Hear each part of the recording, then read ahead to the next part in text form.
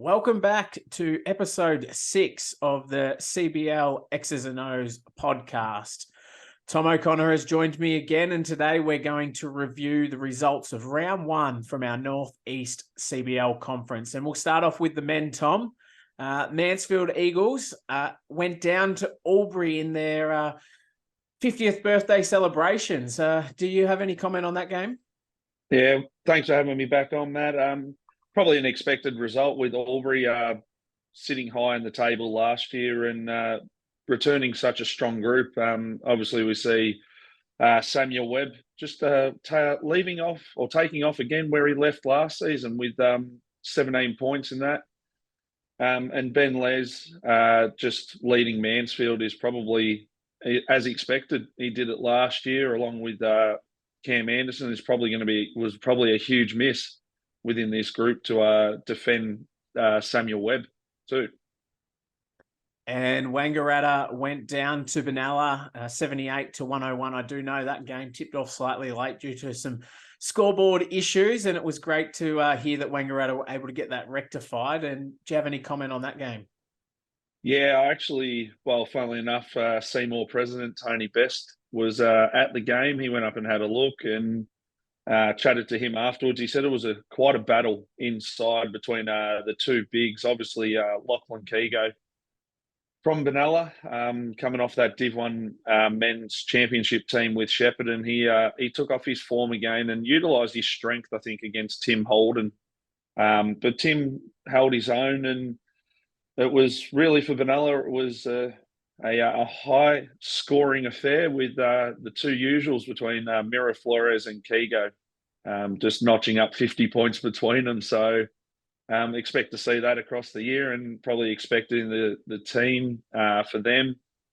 For Wangaratta, Matt, it's probably great that getting the team on the floor now, high numbers within the team for that game. And I know they had a backup the next day, but to roll out 12 players is compared to last year is just awesome for the program too. It certainly is good to see Wangaratta with plenty of numbers on the court. I know they backed up a couple of games last year with 5 players, which was disappointing, but it's good to see that their numbers are back, and hopefully we can get their women's team back on the court next season. Myrtleford travelled to Wodonga and got the biscuits. Interesting result here a little bit, but probably the way it was meant to go. Yeah, for Wodonga, new group in a lot of we spoke about last week, those under 18 state champ boys that come in, and probably one of them, Lachlan Harvey, leading the way for Wodonga. Good to see Tom Crow in there chipping in his 12. Probably look to see the results swing a little bit different and be a little bit closer towards the back end of the season for Wodonga. But Myrtleford, Riley Booker just taking off again. He's got the 3-point prowess to shoot the ball, and it's great to see Marcus Laspina back in the league this season. Obviously took the season off last year, so it's great to see him back in there after such a great youth league season with the Albury Wodonga Bandits as well. So probably an expected result for Myrtleford to come out with the win, but I wouldn't be surprised if that's a closer matchup as we go further throughout the season. And Shepparton travelled down the highway to Wangaratta and got the 3 points out of that one. How do you see that game unfolding? Yeah, probably not the two names I would expect to be the leaders of the scoring to start with. Expected Nick Dodd to actually probably have a bit more of an impact in this game with his bit of stretch 4, stretch 5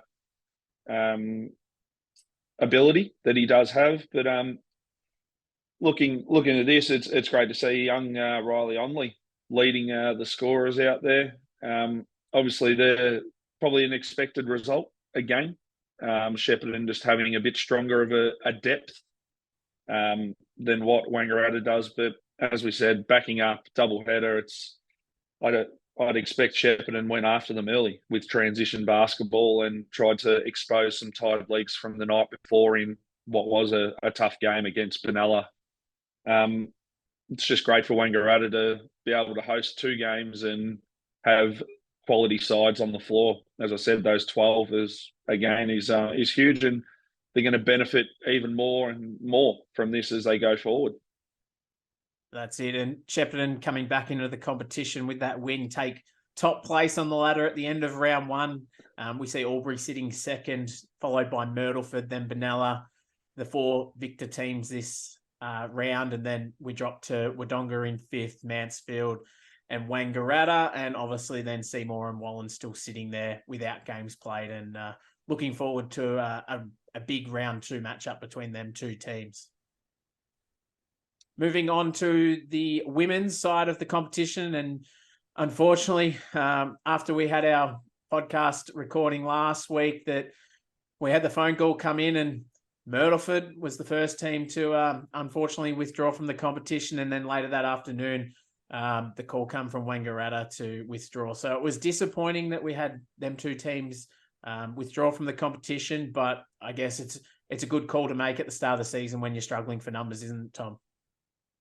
Yeah, absolutely. Obviously, it's not exactly ideal in the first couple of days that the just before the season, but need to be able to. Obviously, they've made the call. Love to see them get it back up and running, especially next year. Build the competition again, and any support that obviously we can throw from a Basketball Victoria point of view will go that way and be able to generate it. So, yeah, it's not great, but we still get games that get to be played, and it's going to be awesome to see how the competition rolls out. It definitely is. And as a result, Wodonga had a bye with Seymour and Wallen the first round, and we only had one game, which was between Albury and Shepparton up in Albury, and we had quite a high scorer in that game by the looks of it. Yeah, Tamika Coleman, Griffith's girl, just rolling in, and 33 points, Matt. Wowee. I haven't broken it down yet, but leading all scorers, probably a replacement of Jade McGowan, who's not in the team. I know we spoke about her last week being the leader of that group last year in the championship. But yeah, Tamika coming in, leading that, and then followed by Amy Houlihan and Kajana McCowan, who's probably the 2 last year that was doing it for the team, and now you just add another scorer in there. Expected result, I would say. Very young Shepparton side this year. Great for Shepparton to have a women's side in. Shows where the program is going there. But yeah, well done to Albury, and their title defence kicks off with a win, Matt. Certainly does, and obviously the ladder doesn't paint the story just yet. Obviously, Albury only playing the one game, being on top, and Shepparton losing the game, finishing second currently, and then followed by Seymour, Wallen and Wodonga, who haven't played games yet. So round 2 hopefully brings a few more games next week, and that ladder starts to take some real shape, and we'll see where everyone lands up. So that concludes our podcast for episode 6. Stay tuned. Later this week, we'll be dropping a round 2 preview. So for now, goodbye.